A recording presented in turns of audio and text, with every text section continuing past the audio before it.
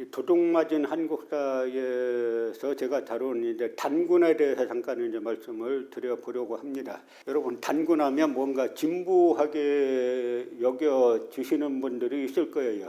우리가 어떤 특정한 대상에 대해서 진부하게 느낀다라고 할 때는 그 진부하게 여겨지게끔 우리 뇌에 입력되는 계기들이 있어요. 우리가 이제 나라를 일본에 빼앗겼을 때만 해도 단군 이야기는 상당히 핫 이슈였어요. 이 단군을 인정하느냐 그렇지 않느냐 하는 부분이 이 나라의 독립을 바라느냐 바라지 않느냐라는 것과 같이 비교될 정도로 상당히 핫 이슈였는데, 지금 해방되고 나서 80년 가까이 세월이 지난 다음에 단군하면 상당히 많은 사람들이 진부하게 여겨지고 이거 신화 아니냐 뭐 이렇게 여기는 사람들이 많죠. 신화라는 것은 허구 거짓말이란 이야기가 아니에요. 전 세계에서 신화를 가지고 거짓말이다, 못 믿을 이야기다라고 교육시키는 나라는 전 세계에서 대한민국하고 일본 구구파 딱 둘밖에 없어요. 중국만 하더라도 지금 답사가 보면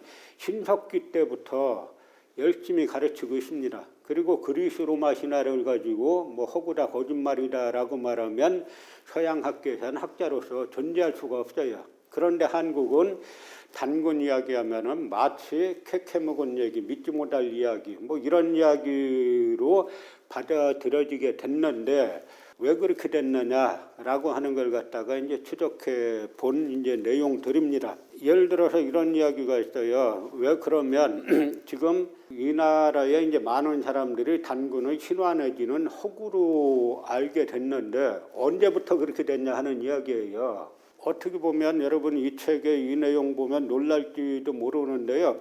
저도 많은 사료를 찾다가 이 사료를 보고 놀랐어요. 뭐냐면 명나라를 개국한 주원장 있잖아요. 명태조 홍무제 주원장. 이 주원장은 이제 농민 출신으로 때로는 이제 걸숭, 빌어서 먹는 숭년으로 탈 정도로 아주 바닥 출신인데, 이 주원장이 명나라 개국하고 나서 조선의 사신 권근에게 시를 써줬는데, 그 시 내용에 단군께서 돌아가신 지 올해인데 몇 번이나 경장하였나, 이게 무슨 이야기냐면 단군이 세상을 떠나신 지 오래됐는데 몇 번이나 왕조가 서로 들어섰는가, 이 땅에 그 이야기예요. 여기에서 명나라 시조 주원장이 단군에 대해서 어떻게 알고 있었을까? 상당히 미스터리죠. 어쨌든 알고 있었다는 이야기입니다. 사료엔 그거밖에 안 나오니까 제가 더 이상 이제 추적은 못 해봤는데요. 이야기는 뭐냐면 명나라를 세운 개국 시조까지도 조선의 건국 시조는 단군이다라는 걸 알 정도로 동아시아에서는 상당히 보편적인 역사 지식이었다 하는 이야기죠. 그럼 이러다가 어느 순간에 단군을 가짜로 여기게 됐나? 항상 우리 역사를 도둑질한 세력을 찾아보면 일본 제국주의자들이에요. 이 조선 시대만 하더라도 우리가 조선이 이제 유학자들이 중화사대주의를 많이 했잖아요. 그래서 단군은 부정했을 것 같은데 전혀 그렇지 않아요. 물론 이제 조선의 유학자들은 단군도 높였지만 중국, 은나라, 상나라에서 왔다는 기자를 더 높인 건 사실인데요. 뭐 기자가 동이족이라는 건 둘째 치더라도 어쨌든 조선시대 내내 사대주의를 했지만 단군을 부인한 학자는 아무도 없었다는 사실이 중요하죠. 그러다가 일본인들이 여기를 점령하고 보니까 과거 임진왜란 때하고는 다른 게 있었어요. 뭐냐면 임진왜란 때 일본군이 여기 쳐들어온 일본군이 정규군 15만 명에, 그 당시 일본군이 갖고 있던 이 조총의 수가 유럽 전체보다 더 많았어요. 그런데 조선은 아무 군사적 대비가 안 돼 있었죠. 그런데도 왜 조선을 점령하지 못하고 쫓겨갔느냐, 여기에서 일본인들이 생각을 합니다. 우리하고 일본이라고 큰 차이점이 있는 게 뭐냐면, 우리는 어떤 현상, 어떤 사건을 겪었다가 그 사건이 지나가면 잊어버립니다. 그런데 일본인들은 절대 잊지 않아요. 그래서 일본인들이 생각한 게 뭐냐면, 우리가 임진왜란 때 무기만 가지고 왔다. 요 다음에 우리가 한국을 그 조선을 점령하러 들어갈 때는 사상, 역사를 가지고 들어와야 되겠다라고 해서 정한론이라는 걸 만드는데요. 이 정한론의 한자를 보면은 그 당시는 정한론은 한국을 정벌하는 논리잖아요.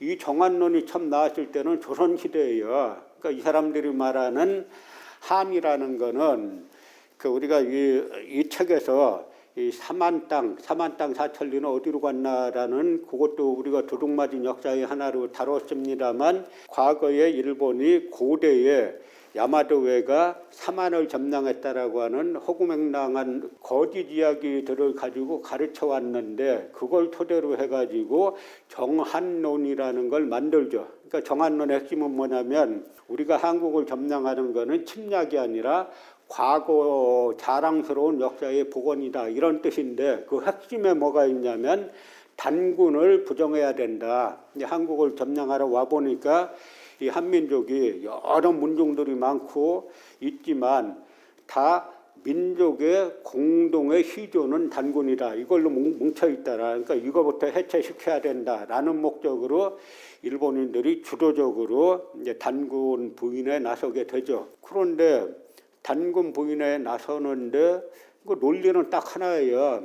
단군 이야기가 언제 나오냐?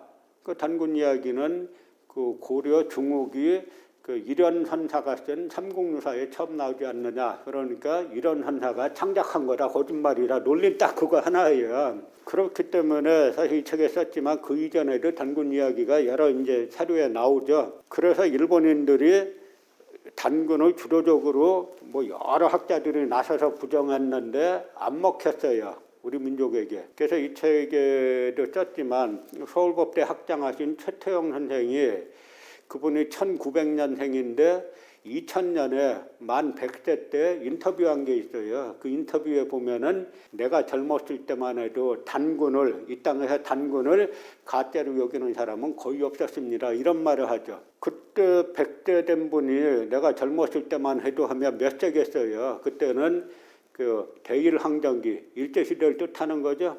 안 먹혔다는 이야기예요. 일본인들이 그렇게 여러 학자들이 나서가지고 심지어 단군 부인에 나선 학자들 중에는 히라토리 후라기치라고 일본의 메이지 일왕, 소와 일왕의 수송까지 있어요. 이런 인물들이 나서가지고 단군은 부인했지만 우리 국민들이 받아들이지 않았어요. 우리 민족이. 왜냐? 저거 다 일본이 우리를 점령하기 위해서 하는 헛소리 아니냐. 그랬다가 우리나라가 해방되고 난 다음에 해방이 됐으면 우리가 프랑스처럼 이 나치를 프랑스에서 확실히 청산한 것처럼 우리도 마찬가지로 친일 매국 세력들을 청산했어야 되는데 뭐 미군정이 들어와서 다시 이제 친일파들을 등용하는 바람에 청산이 안 됐죠. 그래서 당연히 일제 때 우리나라 독립 전쟁의 주요한 특징 중에 하나는 두 전쟁을 같이 치렀다는 겁니다. 하나는 빼앗긴 영토를 되찾기 위한 영토전쟁을 치렀고 또 하나는 역사 해석권을 둘러싼 역사전쟁을 치렀어요. 1945년 8월 15일 일제의 패망으로 영토는 일부 되찾았는데 역사전쟁에서는 완전히 지금 패배하고 있는 거죠. 왜냐하면 일제 때 우리나라 독립운동가들 상당수는 다 한쪽으로는 총을 들고 싸웠던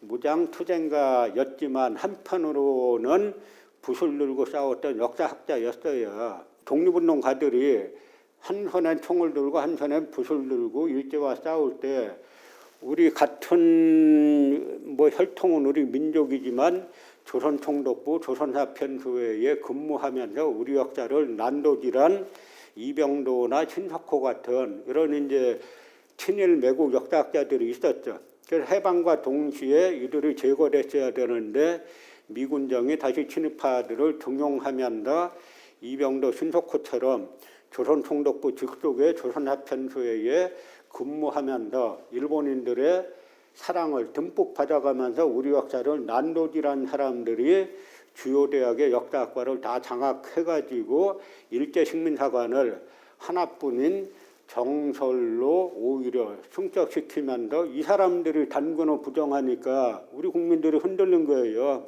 왜냐하면 이병도란 사람은 서울대 국사학과 교수에다가 대한민국 학술원 원장을 20년 한 사람이죠. 그다음에 신초란 사람은 고려대학교 성균관대학교 국사학과 교수에다가 국사편찬위원회의 사실상 위원장을 몇십 년 한 사람이죠. 이런 사람들이 단군은 가짜야. 그러니까 일본인들이 아까 말씀드린 것처럼 메이지 일왕의 스승이라는 히라토리가 단군 가짜야. 그럴 때만 해도 안 믿던 한국인들이 서울대 교수다, 뭐 고대 교수다 하는 사람들이 국사편찬위원회 위원장이다 하는 사람들이 단군은 가짜야라고 하니까 한국 사람들이 저러니까 단군이 진짜 가짜인가 보다. 여기에 또 일부 뭐냐면 기독교 쪽에서 단군을 갖다가 신을 잘못 이해해가지고 단군은 신이 아니에요. 왜냐하면 신의 조건은 뭡니까? 그 종교의 조건은 내가 이승에서 어떤 종교를 열심히 신앙을 하면은 나중에 죽어가지고 저 세상에 갔을 때 이승에서 믿던 신의 그 신이 저 세상을 지배하고 있는 거잖아요. 근데 단군은 전혀 내세관이 없어요. 그래서 신이 아니에요. 한 집안의 시조가 있듯이 민족에도 공통의 시조가 있다라고 하는 그런 사상이죠. 그래서 이제 이 단군 사상을 가지고 종교를 잘못 오해한 뭐 일부에서 또 이제 단군을 부인하고 이런 여러 가지가 핵심은 이제 친일 식민사학자들이 단군 부정에 나서면서 그러니까 역사학계는 제가 여러 번 말씀드리지만 우리나라의 거의 모든 분야에는 뭐 보수 진보가 나뉘어져 싸우고 있는데 역사학계는 친일 식민사학 한통속이라고 제가 여러 번 말씀드리잖아요. 그러니까 이들이 똘똘 뭉쳐가지고 단군은 가짜다라고 주장하면서 지금 단군이 마치 허구의 인물인 것처럼 돼 있는데 그렇지가 않다는 거죠. 이 모든 독립운동가들은 단군부터 시작하는 우리 민족을 생각을 했고 또 하나 이게 국수주의가 아니에요. 이 단군 사상이라는 것은 동아시아에 광범위하게 퍼져 있는 겁니다. 저기 뭐 중앙아시아나 이쪽에 가보면 탱그리 신앙이 있는데 이 탱그리가 단군의 음역이 탱그리예요. 그래서 우리 단군 사상은 지금 다른 민족을 배척하거나 하는 그런 수구적인 사상이 아니라 이들을 전부 다 포용해가지고 포용하는 그런 홍익, 널리 인간을 이롭게 하는 이런 홍익 사상을 가지고 있는 그러한 사상이기 때문에 지금 21세기에 그 이스라엘하고 지금 중동하고 싸우는 그 요소들이 서로 유일신 사상을 가지고 있잖아요. 우리만 맞고 남은 틀리다라고 하는 건데 우리 단군 사상은 홍익인간 사상이에요. 그래서 오히려 지금은 외국의 학자들이 이 단군 사상, 홍익 사상을 보고 이거야말로 21세기에 전 세계를 통합할 수 있는 그런 아주 훌륭한 사상체계다라고 말하고 있습니다. 그래서 우리가 이 단군을 부인하기 시작한 것은 다 일본인 식민사학자들이고 해방 이후에 친일 청산을 못한 그 결과물인데 이제라도 우리가 단군을 갖다가 종교로서 믿자는 게 아니라 그냥 민족의 시조로서 모든 뿌리가 있어야 되잖아요. 그러니까 첫 뿌리부터 우리 역사를 바로잡는 첫걸음이 바로 단군을 인정하고 단군조선이 우리 민족 최초의 이제 국가라는 사실을 인정하는 것이 우리 빼앗긴 역사를 되찾는 도둑맞은 한국사를 되찾는 첫걸음이 되는 겁니다.